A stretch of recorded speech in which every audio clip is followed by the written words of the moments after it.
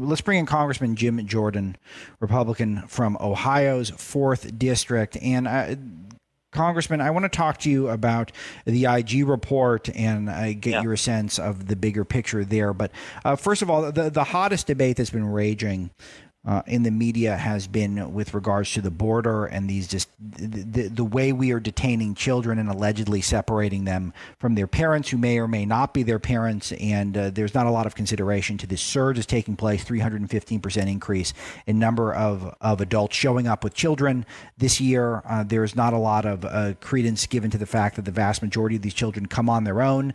That is by design, so that we are intentionally confused and we don't know what to do with them or deport them. So hopefully they'll just be released into the country and into America, where they will inevitably have a better life.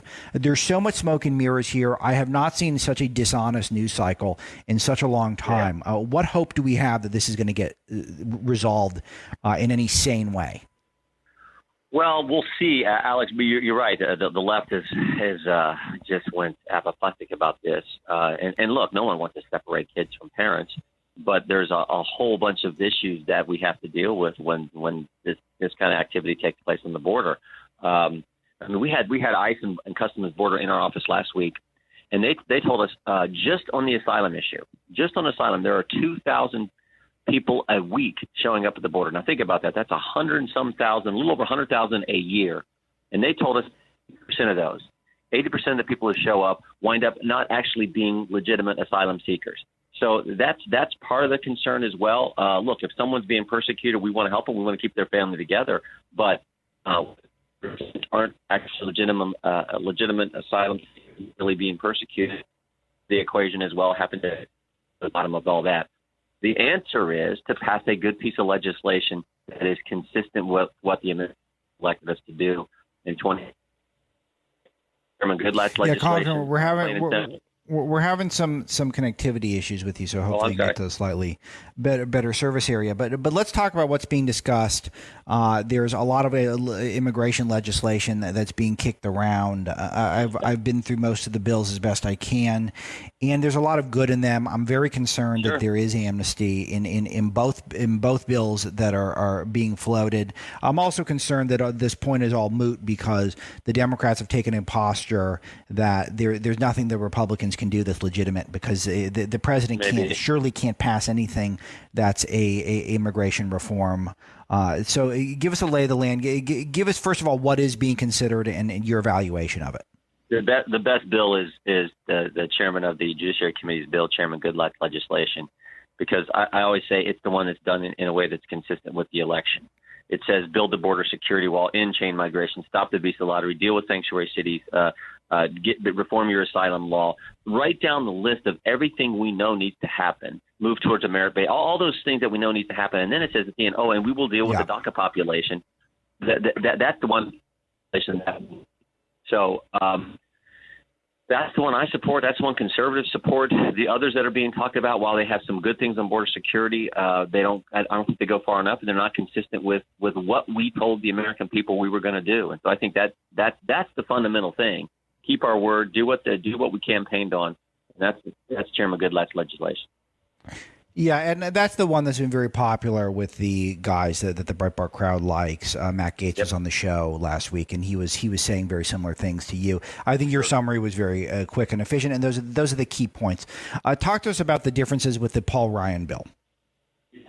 Well, Paul, the Speaker's legislation doesn't deal with sanctuary cities, doesn't have E-Verify, and frankly doesn't deal with the chain migration issue in the thorough way that I think it should, that it has dealt with in Chairman Goodlatte's legislation.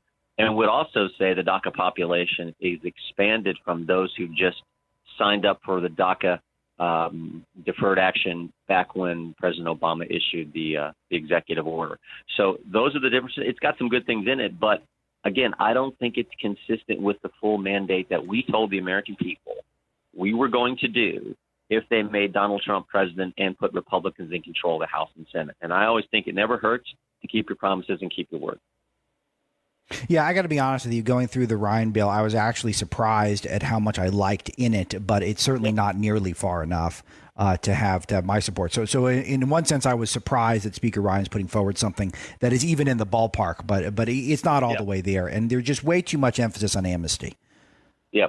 Now, this is something we were all trying to work on. We were trying to say, can you take Chairman Goodlatte's legislation and work with the more moderate members of the Republican conference and come up with something that's really close to Chairman Goodlatte's legislation that we could get Republicans to support and actually get a pretty darn good bill. And so we were trying to do that. I don't think it's quite there yet, and that's why I'm just supporting Goodlatte's legislation and not the one that comes from the House leadership.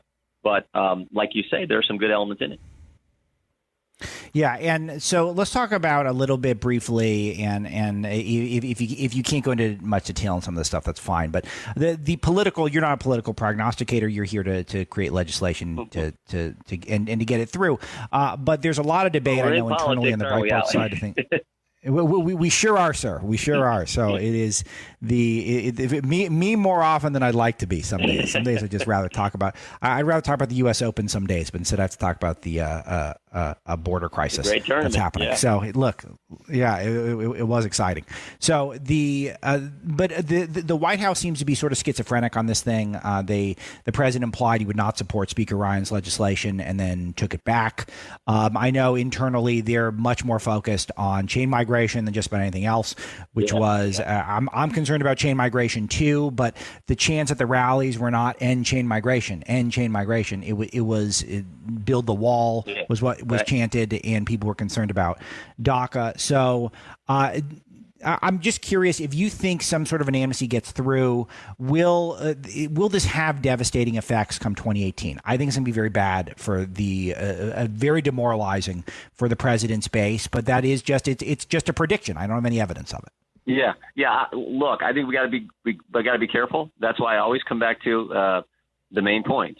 And I say this all the time because it's what I believe. It never hurts to do what you said. And we did not say we were going to do an amnesty type legislation. We said exactly what you described, Alex. We're going to build a border security wall. We're going to end chain migration. We're going to deal with sanctuary cities. We're going to stop the visa lottery. We're going to reform our asylum law. And then we'll deal with the DACA population. That was how we framed it. And the American people said, we like that. We like it so much that in Pennsylvania, Ohio, Michigan, and Wisconsin, they said, we're going to make Donald Trump the president of the United States. And they trust the president on this issue. So we should just stick to that position and push it. And if we can get that passed, great. If we can't, then we go run on that and say, look, we got to keep pushing so we can get done what we said. All right. So let's go back to the crisis at hand here. Is there anything actually being proposed by the Democrats and the what Andrew Breitbart called the Democrat media complex, and really some establishment Republicans are joining them in this, or is it mostly just this emotional plea to not separate alleged families? Yeah, I mean, it's mostly that. And tell me any American who thinks you should separate families. No one is for that. Yeah, no one does. But what's the implication? Law. Release them all? Yeah, release them all into the country. I mean, what is the alternative to what the process is now? They never get to the second half of the equation, but there's also the rule of law. There's also look. I heard this last night. I forget. I think it was Mark Stein was saying that when families show up at the border and they say, you know, you're here illegally. You're not permitted in the country. We're going to have to. They could say, and if there's going to be a separation, they could say, but if you go back, if you don't cross over, you can stay together as a family. That seems, you know, that was something that Mr. Stein brought up last night on that, which again is pretty practical. But the left wants to make this into such a big issue, and like we say, no one wants to see that. But you got to sort it all out. Sometimes it's not the parents of the minors who are there. That's the other issue. If you would allow that to happen, there could be some negative things obviously happen there as well. Okay, so let's change focus to the IG report and the continued fallout. It's 500 some odd pages, so I'm sure you have a few more reflections that people might not have been privy to the second it came out. Is there anything, as you've got to marinate in this for a few days, is there anything any conclusions that you want to share with our audience? Well, I think that we got the hearing today. I'll be asking Mr. Horowitz some questions, but I think the bottom line is, why is Peter Strzok still working at the FBI? I mean, think about the top. Absolutely. I've never seen an agency, Alex, where James Comey, the director, was fired. Andrew McCabe, deputy director, fired, with lied 3 times under oath, faces a criminal referral. Jim Rubicki, James Comey's chief of staff, has left the FBI. Jim Baker, former general counsel at the FBI, was reassigned and then left the FBI.